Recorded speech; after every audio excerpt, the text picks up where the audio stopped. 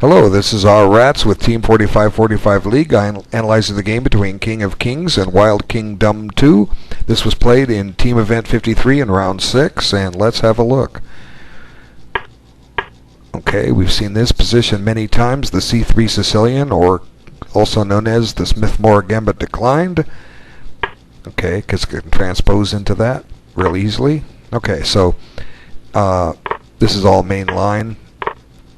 And here I want to share something that I think I may have mentioned in another video because I've seem to recall it, but let's go over it real quick. The main line is to play knight f3, and black should be fine no matter how it goes. This position has been well analyzed. White accepts an isolated queen pawn. In return, he's got rapid development. Both his knights are coming out. One with tempo. We'll get to c3 here in a moment. And the bishops have open lines, so they're going to get into play freely. And then white will castle and get his queen placed somewhere and bring his rooks over to the center. And meanwhile, black's pretty much set up to do the same thing. Many times black will be breaking with e5, and when he does that, in turn his bishops have the open diagonals, and his knights have good squares in the center to come to, and he'll castle, and we basically have an even game. And anyway, what I wanted to show you here, will come up in just a second, it's black's move. Now, there's an interesting gambit that white can play here, and if black is not careful, he's going to run into trouble, and I want to share it here. And the reason I want to share it here is because this is to reward the Team 4545 League players that come to the game forums and watch these videos, because I believe I'll be able to share things that you can use against other players who are just not prepared. And nothing wrong with preparing analysis. If you're going to play a book line, if you can get someone into something that you want them to get it into, you're fine. And he may not be fine because you're prepared. So I ran into this years ago, but the gambit goes like this, and it actually is similar to one that's played in the Nimzovich defense, and I'll show you that later. Okay, the main idea is white's bringing the knight out now to attack the queen, and a lot of times when things like this happen, black is ready to respond with bishop b4 and pin it, but here he's not because his e-pawn hasn't moved yet. So this puts the question to the queen, and what's black going to do? If he retreats his queen, white could play d5 and have a real crimp in the position in a hurry. Okay, let's just put the queen on d5, and now all of a sudden, or a5, and all of a sudden d5 comes in, and what's black going to do? He's got some potential problems here, and I won't go into it. You can check this stuff on your own, but let's just back up. So here's the main idea of the gambit. Okay, we're gambiting a pawn, and we're going to get a lot of development for it. Now, there's nothing wrong with development. Okay, now white's next step is to play bishop e3, and once again this puts the question to the queen, where is it going to go? And if it just retreats, what good squares are there? And white will just continue with his development. So if black trades on d1, white's accomplished a lot here. He has developed another piece. So all of a sudden, let's just take a look at what's happened. White has two potential threatening moves he'd like to make, because if he gets a knight to either one of those squares, he's threatening checkmate on c7. So let's examine some candidate moves by black. Okay, let's just try a6 first. Well, the drawback with a6 is, and the same with e6, it stops one but not the other. And a6, I believe, is a horrible move, because after knight d5, black is pretty much lost. The threat is knight c7 mate, and so black has to deal with that, and he can't stop both the mate and save his rook at the same time. Well, he could try king b8 or d8, but that's just going to run into this, and the knight's not only going to get the rook, it's going to get out. Okay, so we check again, and there's nothing stopping the knight from coming back to b6. So a6 is a horrible move for black. e6, probably have to argue the same thing. White could go ahead with knight b5 here, and what's black going to do? The mate threat is gone, but the black king is going to get displaced. So it's probably better just to stop and check. and I don't think king e2 is.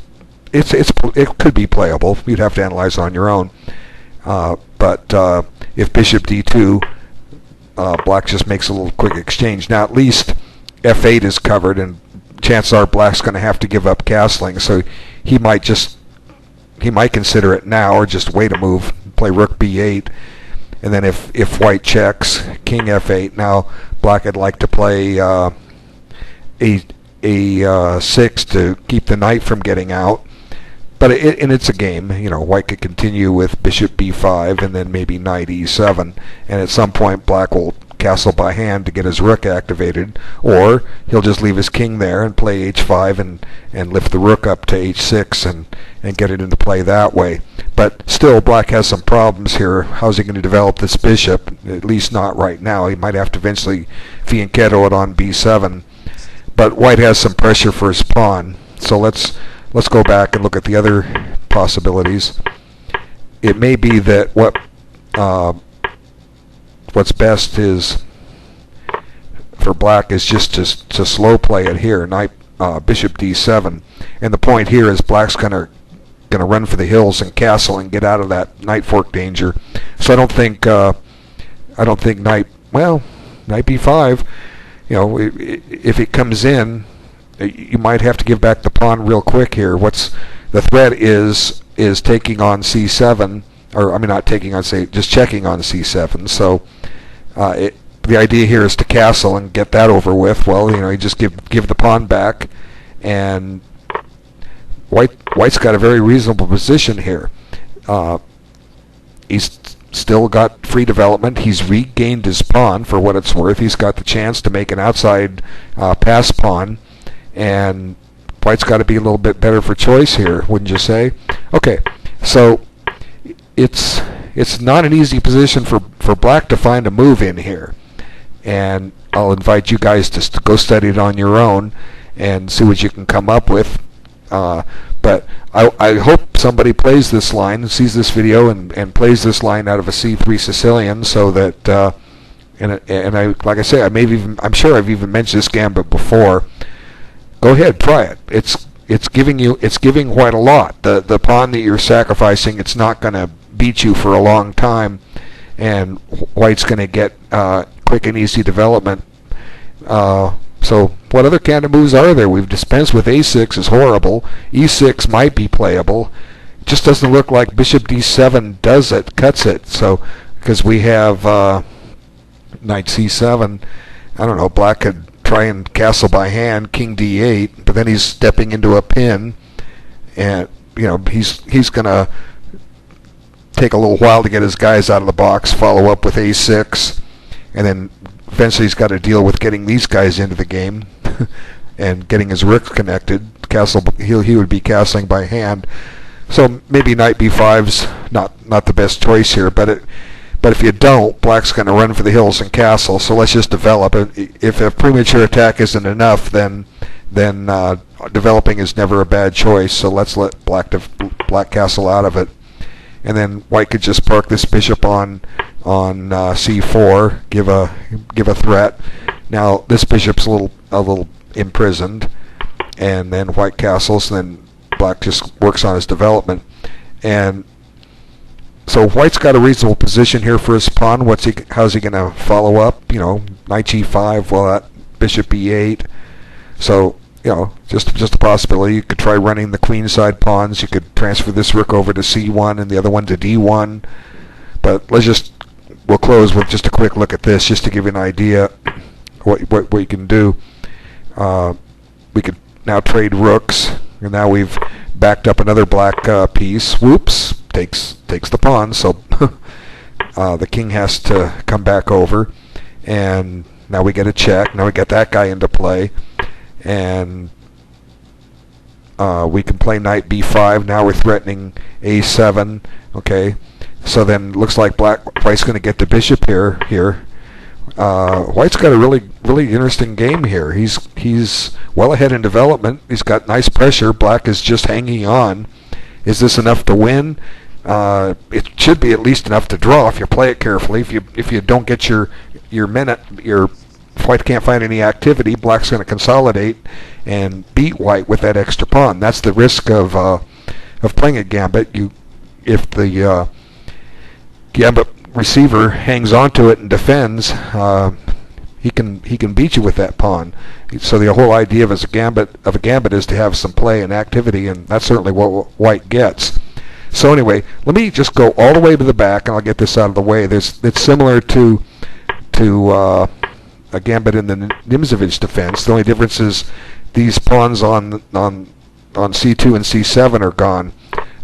White can try this and see it's very similar in all respects.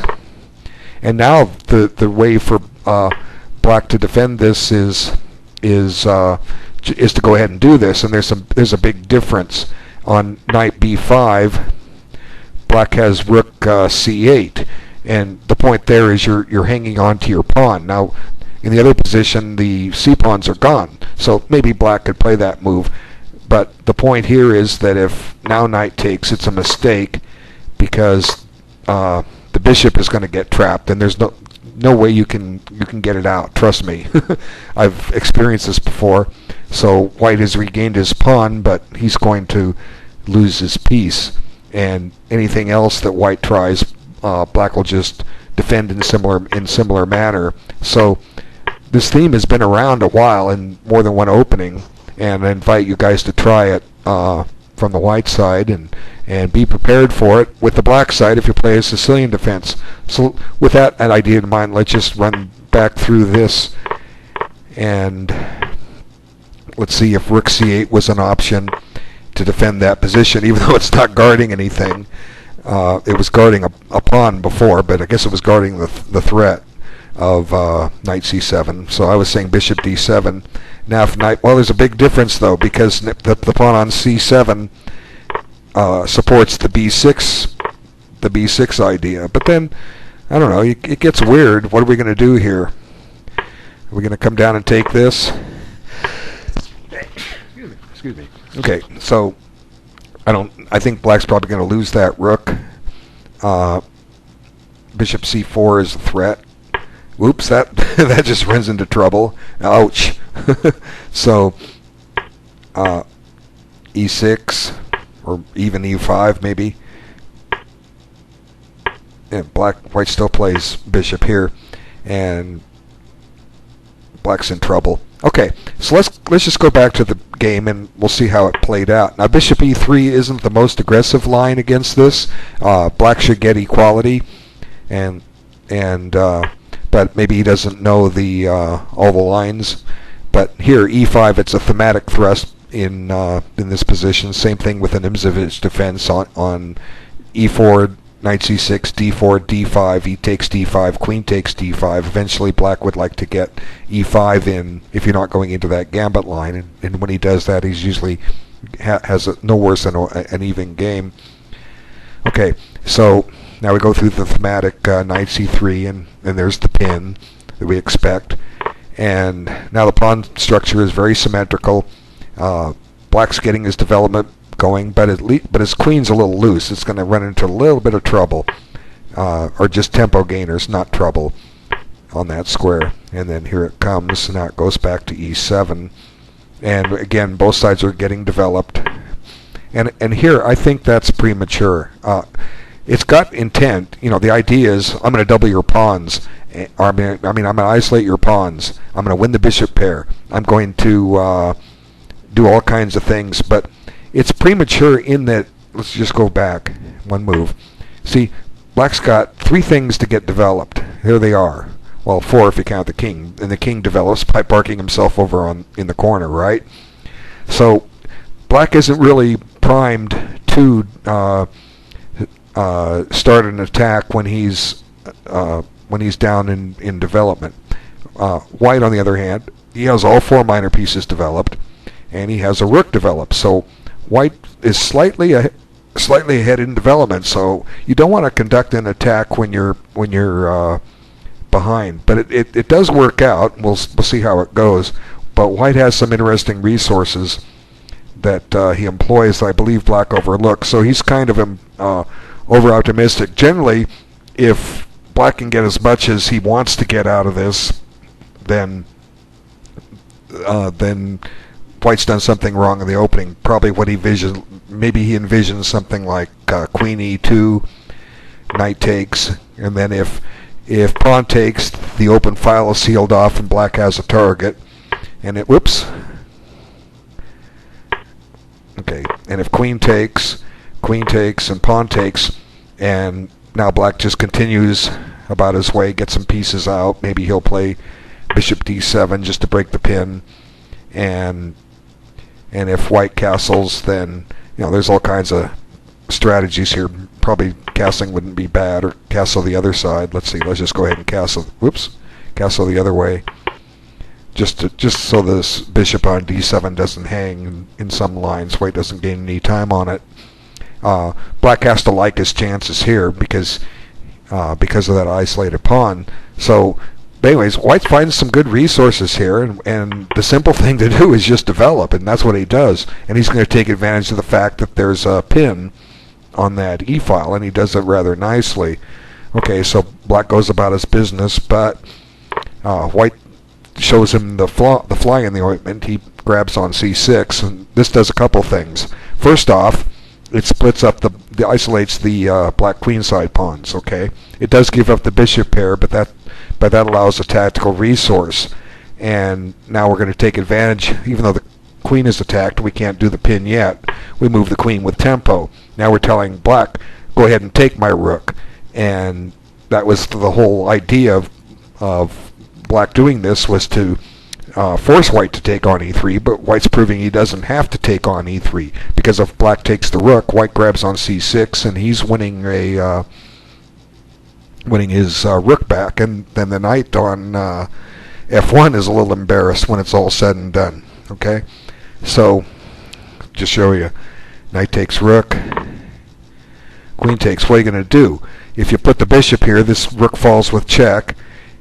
If you put the queen here, now you could try that. Let's just show you that. That might be the better choice. Okay, now we think we have a square for the knight to go to, right? Well, there's some problems here. We just take it, and then black can't retake because then he drops the bishop, right? So like I say, this knight's a little embarrassed. White's going to win it back. Black had best go about his business and develop, or get his, I don't know, he put the queen here or the bishop here. The idea is to try to trap the queen in a minute, but the bishop's pinned, so white can stop and grab his rook back, and then black castles, and now he's finally threatening bishop b7, but now we just beat a hasty retreat, and suddenly white's winning because he's up a pawn. It's going to be a tedious win, but he's got the game, and it's his advantage. So anyway, just like I say, I wanted to show you the fly in the ointment, and now comes the pin. So at what price did this come? White will regain his piece. Black does have the two bishops for the two knights, so that's the price, but at the same time c6 is still loose. There's a lot of tactics here, and I think both players did a fine job navigating through them. White's playing a little too quick for my taste.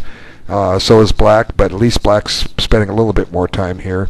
Okay, so black's got to deal with that pin, and he's also got to deal with the fact that he's behind in development. His bishop on b4 could run into a little trouble because the queen's guarding it. White's going to take on e3 and make the queen find a new square, and it's got to stay on that diagonal to guard the bishop. So black's got some legitimate concerns here. So he puts the bishop on a better square. He's saying, if you take my knight, then I'm going to grab a pawn. But white's prepared. It's all said, when it's all said and done, he's fine here. Now he secures the e3 square a little better, keeps the pin alive, and then black does the wise thing. He develops, and then white grabs this. Now, if you look at this, it's interesting. White has two knights, black has two bishops. Now, generally speaking, if you're playing knights versus bishops, two knights can actually do a little bit better than a knight versus a bishop. So at some point, black's going to have to liquidate one to get the other off. And this a lot of it depends on the type of position we are since we're in, and since this is an open position, the bishops might actually be a little more favorable. But at the same time, black has a weakness on c6 that if it falls and black doesn't gain any other positional compensation, white's going to be fine here. So black mixes things up, and he gives back a bishop immediately and doubles white's pawns, but still black hasn't achieved a lot here. I think he might have been better off playing the other position and not getting into such a wild strategic imbalance as this, and just continued his development and not had his queenside pawn split up. Okay, so now comes a check, and then white says, well, if you want to trade queens, I'll repair my pawns. And that's not a bad choice. And black's taking his time, which is good. And this is now suddenly black returns the other bishop. So the advantage of the two bishops didn't last, but just a couple of moves, and it's gone. And then the game's starting to look very, very even now. But even though white has crippled pawns on the king side, white might be slightly better here simply because black has a weak pawn on c6, and it's only going to be a slight advantage if white wins that, because one general rule about rook and pawn endings is if you're a pawn up, it's probably a draw, and then the fact that white's got that pawn on f3 doubled, it could very well be that way, but it's up to black to prove it's a draw. Black is going to have to play actively and see. Anyway, black avoids a queen exchange, and white offers another one. And here, black says, I'll give you a queen exchange, but I want to fix my pawns. And I think here white should just take the queen. And he's got some interesting play here. Okay, I'll show you what he does. He doesn't, but just taking the queen isn't bad here at all. Okay, forget the fact that these pawns are doubled. There's nothing we can do about that. They're a weakness, but they're not a weakness that black's prepared to exploit. For the first point, each one's defended. One's defended by a rook, the other is defended by a king. Second, black's not even poised to take advantage of the this position. So white's got legitimate winning chances here simply because of these two guys right here. They're developed, and they're not. See, their counterparts aren't. So immediately white can just go seize the 7th rank, and this isn't a bad choice. Okay, what's wrong with putting a rook on the 7th rank? Nothing. It's a natural move to make. And if black does nothing, we're going to put the other rook on the 7th rank. So this is a pretty easy position to analyze if you're looking at candidate moves, and white certainly had time on his clock. Let's just go back and see how much time he spent on b3. Okay, so queen b5, and then okay, 34-54. Okay, he spent about 2 minutes. And when you have a 2-to-1 time advantage, as he did, that's what he's got. It's time to stop and think and consider the alternatives.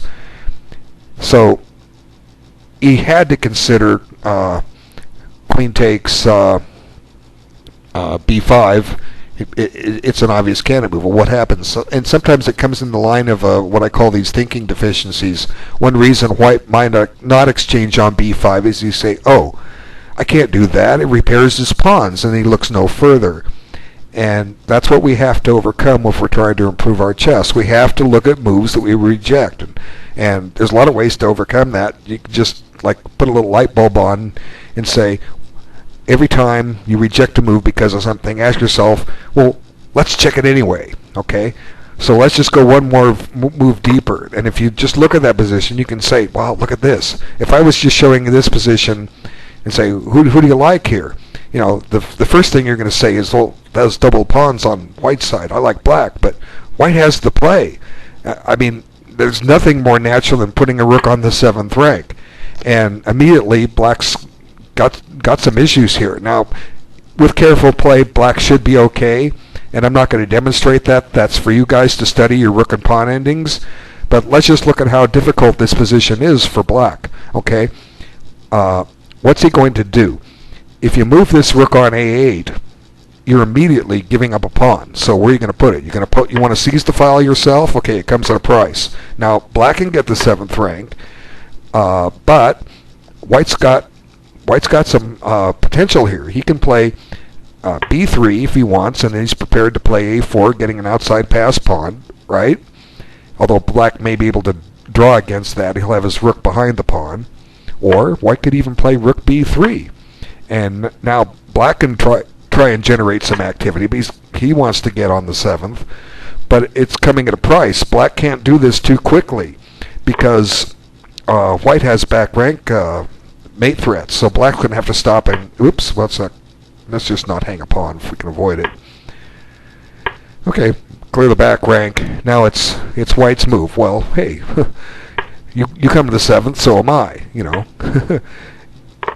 Now, if you take my pawn, whichever pawn of mine you take, I'm taking yours with check. So let's just go ahead and grab this one, and then check.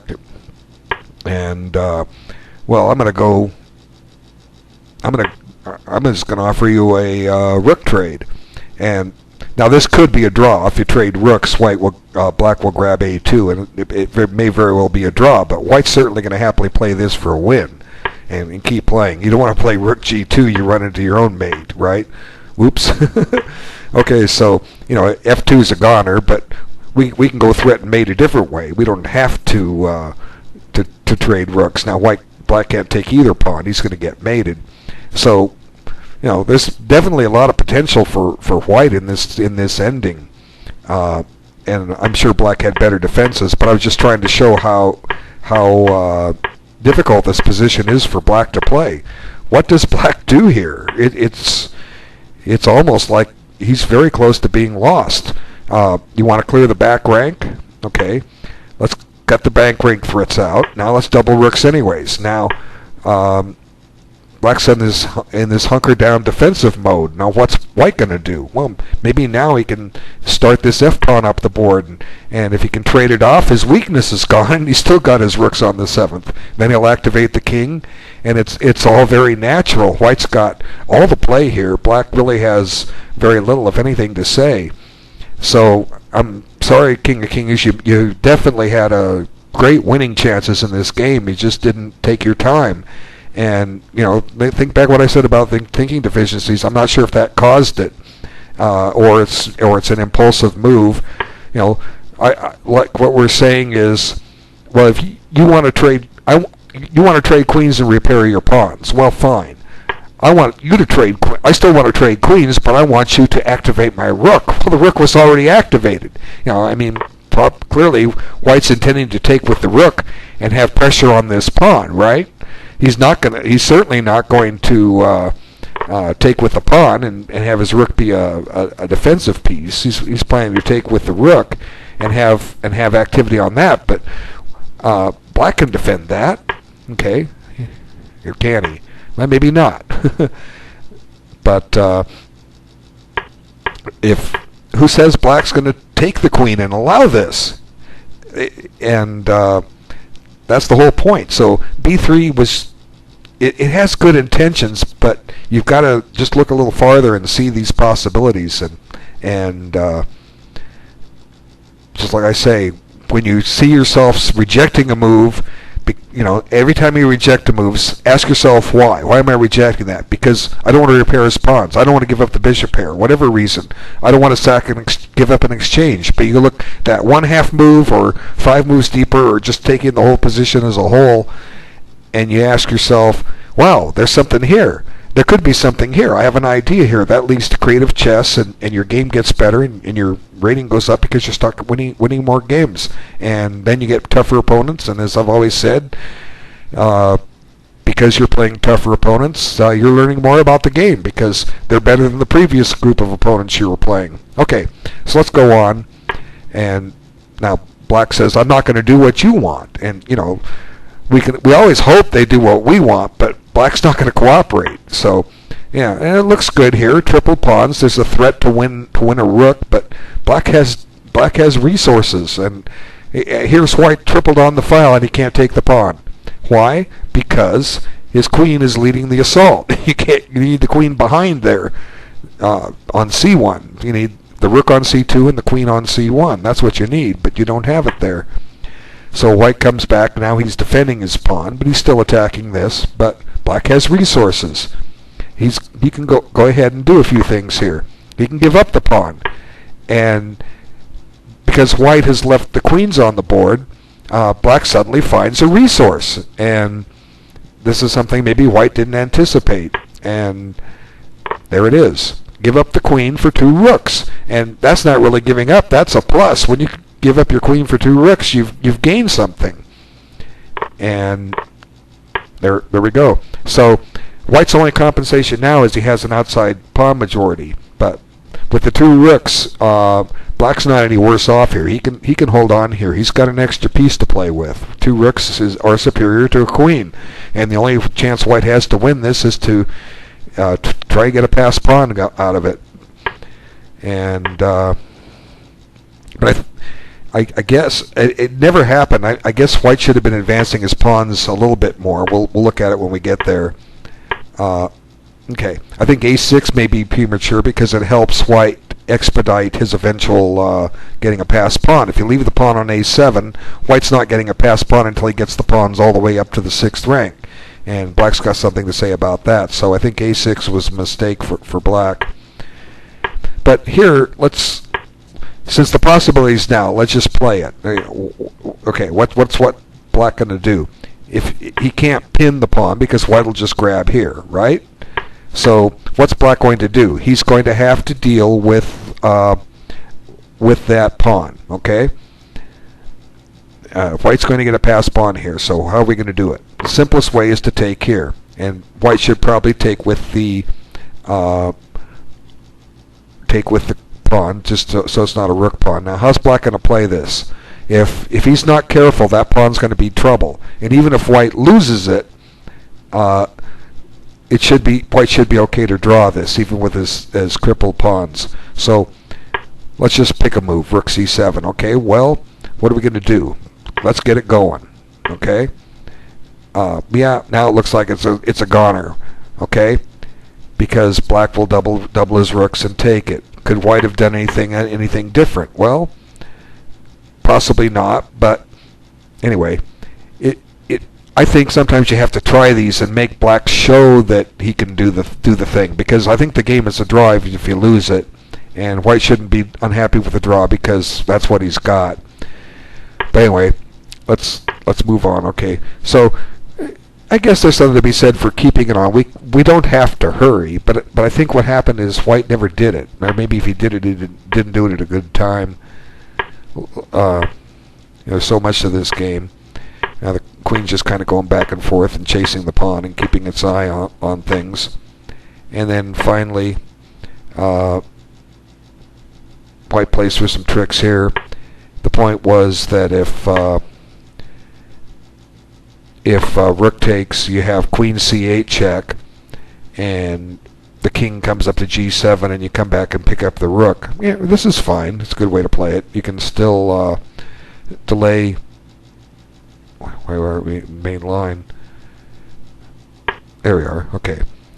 We just give it a try, but black plays this, and now white's little plan has gone awry. He's going to drop his pawn back, so he gives it up now. But I think it was a goner anyway.